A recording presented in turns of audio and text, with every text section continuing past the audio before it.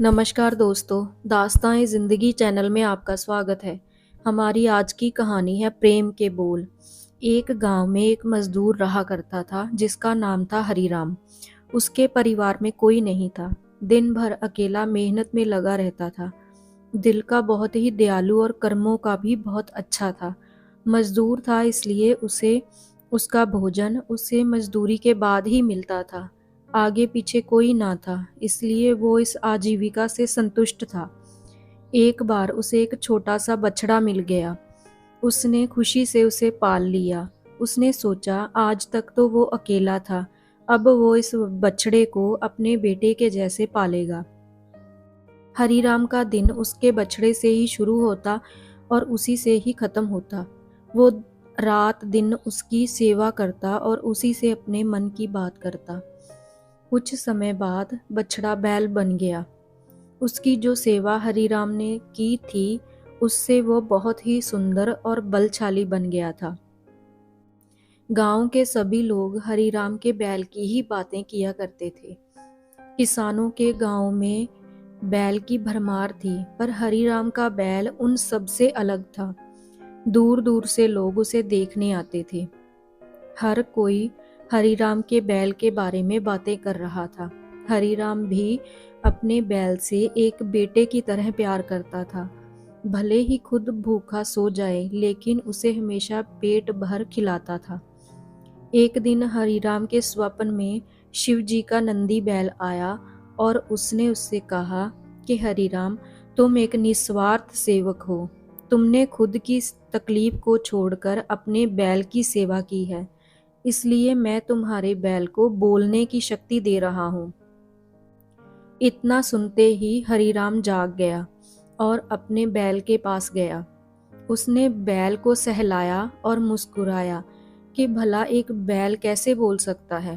तभी अचानक आवाज आई, बाबा, आपने मेरा ध्यान एक पुत्र की तरह रखा है। मैं आपका आभारी हूँ और आपके लिए कुछ करना चाहता हूँ। यह सुनकर हरीराम घबरा गया। उसने खुद को संभाला और तुरंत ही बैल को गले लगाया। उसी समय से वह अपने बैल को नंदी कहकर पुकारने लगा। दिन भर काम करके आता और नंदी से बातें करता। गरीबी की मार बहुत थी। नंदी को तो हरीराम भर पेट देता था, लेकिन खुद भूखा सो जाता था। यह बात नंदी को अच्छी नहीं लगी।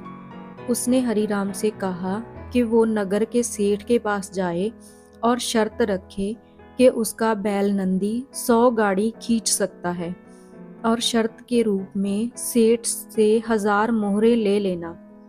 हरीराम ने कहा, नंदी, तू पागल हो गया है? भला कोई बैल इतना भार कैसे सहन कर सकता है? मैं अपने जीवन से खुश हूँ, मुझे यह नहीं करना। लेकिन नंदी के बार बार आग्रह करने पर हरीराम को उसकी बात माननी पड़ी। एक दिन डरते डरते हरीराम सेठ दीनदयाल के घर पहुंचा। दीनदयाल ने उससे आने का कारण पूछा। तब हरीराम ने शर्त के बारे में कहा। सेठ जोर जोर से हंसने लगा। बोला, हरीराम, बैल के साथ रहकर क्या तुम्हारी मति भी बैल जैसी हो गई है? अगर शर्त हार गए तो 1000 मोहर के लिए तुम्हें अपनी झोपड़ी तक बेचनी पड़ेगी।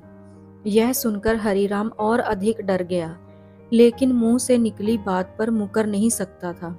शर्त का दिन तय किया गया और सेठ दीनदयाल ने पूरे गांव में ढोल पिटवाकर इस प्रतियोगिता के बारे में गांव वालों को खबर दे दी और सभी को यह अद्भुत नज़ारा देखने बुलाया।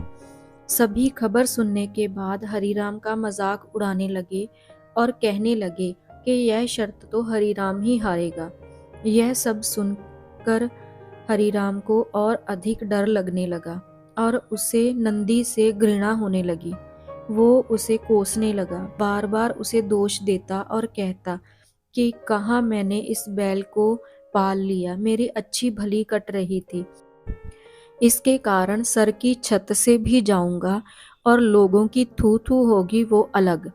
अब हरीराम को नंदी बिल्कुल भी रास नहीं आ रहा था। वह दिन आ गया जिस दिन प्रतियोगिता होनी थी। 100 माल से भरी गाड़ियों के आगे नंदी को जोता गया और गाड़ी पर खुद हरीराम बैठा। सभी गांव वाले यह नज़ारा देख हंस रहे थे और हरीराम को बुरा लग रहा था। हरीराम ने नंदी से कहा, देख, तेरे कारण मुझे कितना सुनना पड़ रहा है। मैंने तुझे बेटे जैसे पाला था और तूने मुझे सड़क पर लाने का काम किया। हरीराम के ऐसे घृणित शब्दों के कारण नंदी को गुस्सा आ गया और उसने ठान ली कि वो एक कदम भी आगे नहीं बढ़ाएगा, और इस तरह हरीराम शर्त हार गया। सभी ने उसका मजाक उड़ाया और उसे अपनी झोपड़ी सेठ को देनी पड़ी। अब हरीराम नंदी के साथ मंदिर के बाहर पड़ा हुआ था और नंदी के सामने रो रो कर उससे कोस रहा था। उसकी बातें सुन नंदी को सहा नहीं गया और उसने कहा, बाबा हरीराम, यह सब तुम्हारे कारण हुआ। यह सुन हरीराम चौंक गया और उसने गुस्से में पूछा कि मैंने क्या किया है? तुमने भांग खा रखी है क्या? तब नंदी ने कहा कि तुम्हारे प्रेम के बोल के कारण ही भगवान ने मुझे बोलने की शक्ति दी और मैंने तुम्हारे लिए यह सब करने की सोची, लेकिन तुम उल्टा मुझे ही कोसने लगे, मुझे ही भला बुरा कहने लगे। तब मैंने ठानी कि मैं तुम्हारे लिए कुछ नहीं करूँगा। लेकिन अब मैं तुमसे फिर से कहता हूँ कि मैं 100 गाड़ियाँ खींच सकता हूँ। तुम जाकर फिर से शर्त लगाओ और इस बार अपनी झोंपड़ी और 1000 मोहरें की शर्त लगाना। हरीराम वही करता है और फिर से शर्त के अनुसार 100 गाड़ियाँ तैयार कर उस पर नंदी को जोता जाता है और फिर से उस पर हरीराम बैठता है और प्यार से सहलाकर उसे गाड़ियाँ खींचने को कहता है। इस बार नंदी यह कर दिखाता है जिसे देख सब स्तंभ रह जाते हैं और हरीराम शर्त जीत जाता है। सेठ दीनदयाल उसे झोंपड़ी और 1000 मोहरें दे देता है। इस प्रकार प्रेम के बोल कहानी से यही शिक्षा मिलती है कि जीवन में प्रेम से किसी को भी जीता जा सकता है। कहते हैं प्रेम के सामने ईश्वर भी झुक जाते हैं, इसलिए सभी को प्रेम से बुलाना चाहिए। ऐसी और कहानियाँ देखने के लिए चैनल को लाइक, सब्सक्राइब और शेयर करना ना भूलें। Thanks for watching.